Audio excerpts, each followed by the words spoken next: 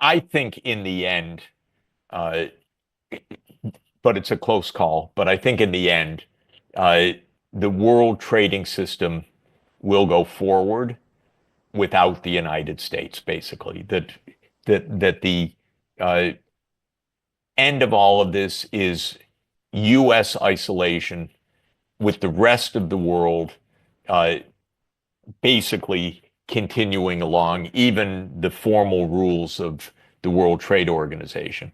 Trump has something quite different in mind, which is that the U.S. remains at the center of the power and the center of the system, Mm. and even that, and they've been quite explicit about this, that other countries will fall into line with the United States against China. So not merely fall into line with the US, but will actually join the trade war against China. No doubt that is a major goal in Washington right now, at least of some of this administration and much of the political scene. There's an overwhelming anti-China vision in Washington, and the idea that other countries will join against China is their hope.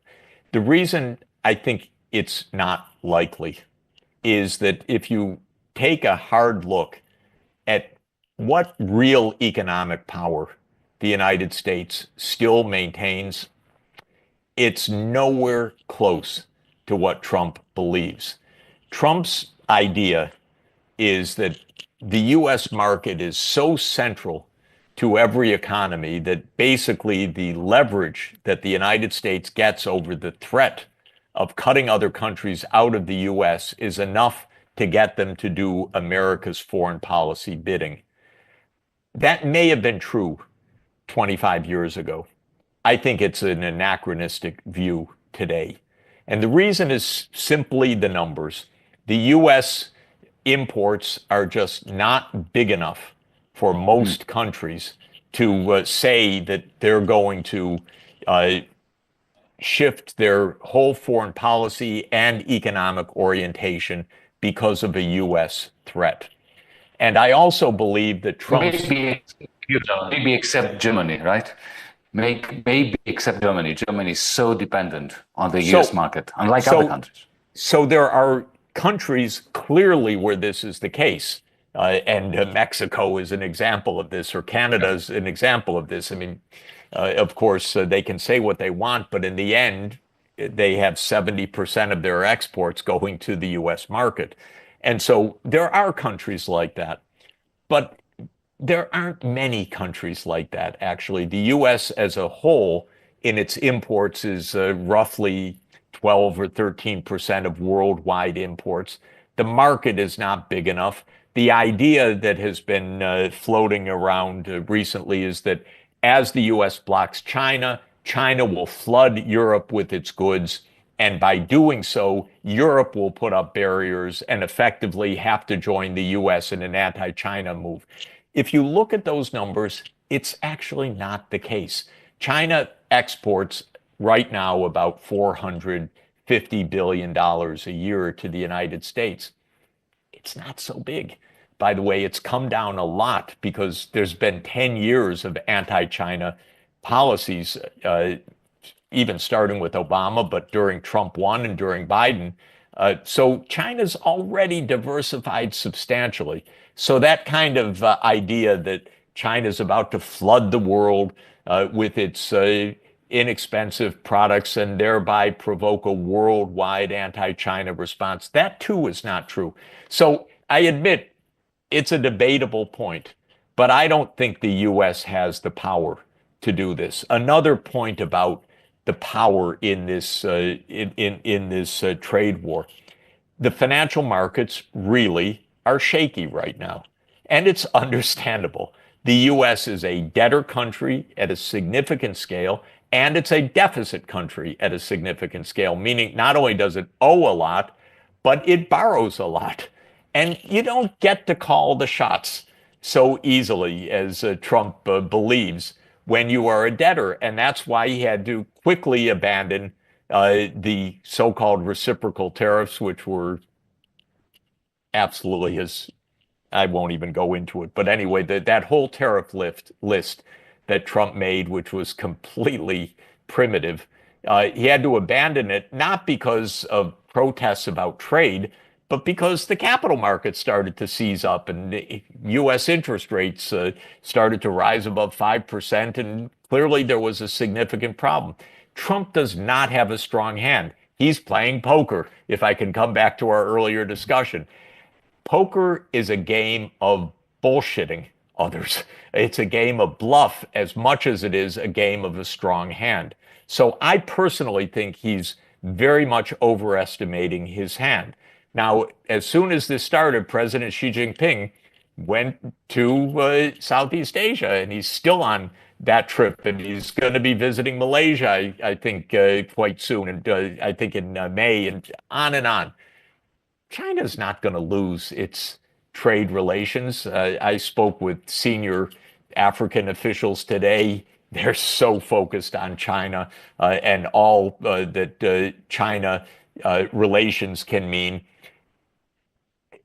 I just don't see it. The United States, in my view, really is in relative terms, a diminishing force in the world.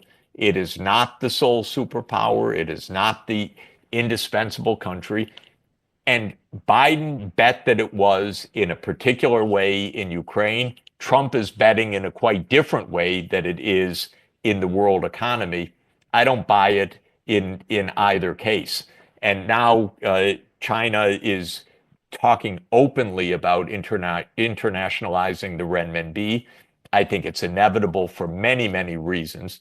And that also means that the exorbitant privilege of the US dollar as being the sole world key currency, I don't give it 10 years of continued life. So that's my basic point. Mhm. I think it's a poker bet that isn't going to win Can I by the U.S. can I put a hypothesis to you for you Yeah, to comment?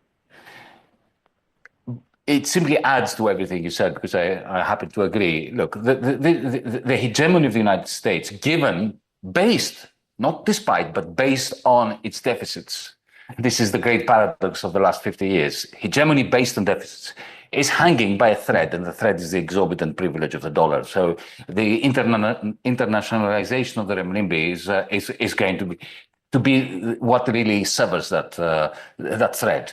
And the reason why it hasn't happened yet is because Beijing has not decided to do it. that's correct. My hypothesis is this: if Trump continues to push them, then would it not make sense for Beijing to turn the BRICS not just from a loose agglomeration with an alternative to SWIFT, which they have already created with BRICS Pay based on a remarkable blockchain technology, but to actually imitate the Bretton Woods system with the renminbi playing the role that the dollar did to anchor this alternative, new Bretton Woods system. Because people say to me that can't happen when you have capital controls. Well, it did under Bretton Woods. You can have a system where you have a surplus country at its heart. It was the United States in 1944. It could be China today, with capital controls, with certain constraints which allow for Beijing to maintain control over its financial sector, not to throw open the gates. And that, for me, would be the greatest danger for the exorbitant privilege of the dollar. Well, I think, first of all, China is opening the gates to some extent, but carefully. And what's really key, the most fundamental point I would say is Chinese interest rates, both the nominal interest rates and real inflation adjusted interest rates, are lower than US interest rates. Well, China's a saving surplus country, the US is a deficit country. But you get a lot of power by financing the world. The US financed the world for a long time in the 1950s, 1960s, 1970s. China is financing the world. It's financing enterprise, it's financing infrastructure, and it is creating a renminbi based outward-oriented finance. And just today, I was reading about new steps that the Chinese government is taking to say we support the outward investments of Chinese companies, especially, I would say, in the Southeast Asian region, to start with the 10 ASEAN countries. They're close by. There's a lot of natural connection. That's where President Xi Jinping has been on his visits recently. So, yes, I think that this is a big deal. And I would say that the exorbitant privilege of the dollar will come to an end for three fundamental reasons. And we're watching it right now. One is simply the weight of the US in the world in relative terms is shrinking. So the predominance of the dollar at some fundamental level depends on the strength of the US economy, and the rise of China's, but not just China, of India and others, is a fundamental change. And that share is declining when measured in purchasing power in a significant way, and it will continue to do so. Second, the US completely abused the privilege of being the world's key currency in a couple of ways. One is by, total failure of fiscal responsibility, because you need a measure of fiscal responsibility to show that you're not just blowing up the whole monetary system, and the US doesn't show it right now. But second is in all of the use of the dollar to enforce US foreign policy. The weaponization of the dollar has been pervasive. And part of it is simply grabbing Russia's foreign exchange reserves, for example, grabbing Venezuela's foreign exchange reserves, grabbing Iran's reserves, Afghanistan's reserves. It's a bad act. And when countries watch this long enough, it tells you don't keep your money in dollars. So they're getting that. But second, and it's similarly important quantitatively, the US used the dollar for enforcement of sanctions, which is different from just grabbing dollars. They threaten third countries. If you don't go along with our sanctions, we cut your banks out of the SWIFT system. Secondary sanctions. Yes, so that is pissing off dozens of countries around the world in a very serious way. And then the third point that I think is absolutely also true, SWIFT is a primitive clearing system at this point. And so in a digital age, just the sheer technology of clearing doesn't have to go through commercial banks the way it did. It will, in some fundamental sense, be a central bank digital currency, although there are many different models of that. And this also will accelerate the move, certainly out of SWIFT. But the Fed isn't doing anything interesting on digital currencies either, whereas the People's Bank of China absolutely is. So I agree with you. Can I add a wrinkle to that? Yes. To that very point, because in my last book, I was making this point. So effectively, it's a fourth reason, a fourth threat to the exorbitant privilege of the dollar. In China, you have the complete and seamless merging of what I call cloud capital, that is algorithmic capital, and finance. You have WeChat, and as mentioned, very importantly, the digital currency of the central bank. Now, why don't you have that in the United States? It's not because they're not capable of doing it. It's because Wall Street won't allow it. Exactly. Wall Street will allow Silicon Valley to share into its financial rents. So, because of the political structure in China, that's not in question. I mean, they do things in China that would never happen in the West, like, for instance, impose interoperability on their big tech conglomerates and so on. By the way, so when you bring together 100% correct, 100% correct. Yep. And by the way, interestingly, what are they doing in Washington? They're playing games with crypto rather than digital central bank currency. So they're even undermining the dollar by turning to crypto, because that's the game of the campaign financiers. So it's crazy. In other words, they're eating up their own base deliberately. So let's go back to the question that one of our viewers from China asked before we go to a viewer from Portugal. Remember, the question was, well, if Trump feels that his bluff is being called and his bluster is failing, Do you fear, Professor Sachs, that's a question that came from China, Yeah. that they will intensify the tensions in Taiwan, possibly station missiles there in order to provoke the Chinese government to intervene in order to blow everything up rather than lose the exorbitant privilege of the dollar? That's essentially what our viewer has been asking. Let me say whether they do it for that reason or uh, for other geopolitical reasons, everything the United States does with Taiwan is playing with conflagration. It's playing not just with fire, it's playing with disaster.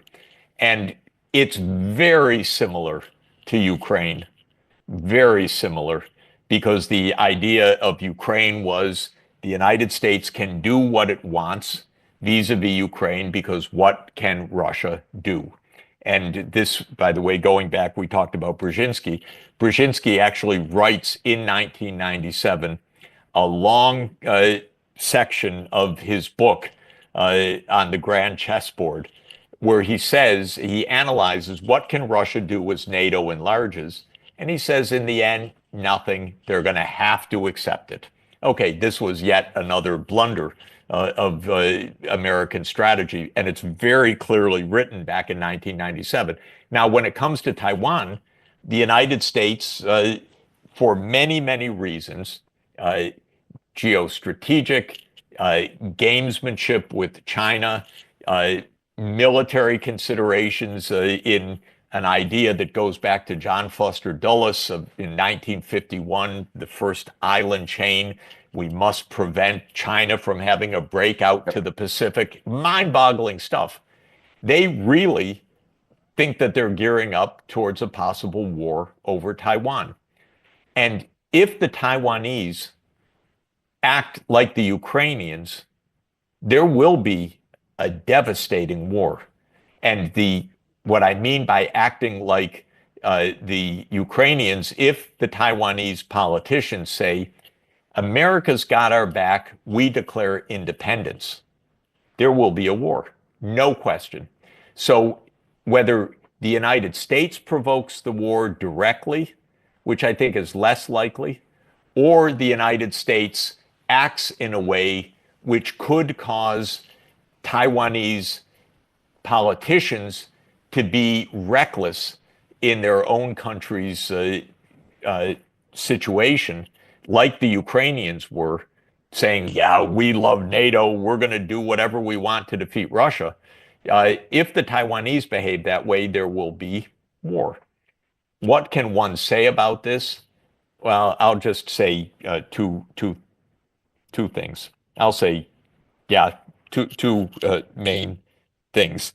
Uh, First, every war game that has been played and every bit of common sense is that the United States gets defeated in a conventional war thousands of miles from the US coast. It's crazy idea of the United States that they're going to fight a war with China in China's waters. Okay? This is the first point. Second point is such a war could lead to global annihilation. And that's not hyperbole. That's just also common sense. This is crazy stuff. So I come back to the point that Americans are pretty crazy. They're capable of doing crazy things. It's a militarized society. Trump, I don't know what he knows or wants, but Washington is filled with people talking about war with China. And anyone that talks that way is out of their minds and is really doing profound harm to let's say, the expected future of our planet. And so I hope we never come to that, because it would be certainly a disaster for the United States and most likely a world disaster.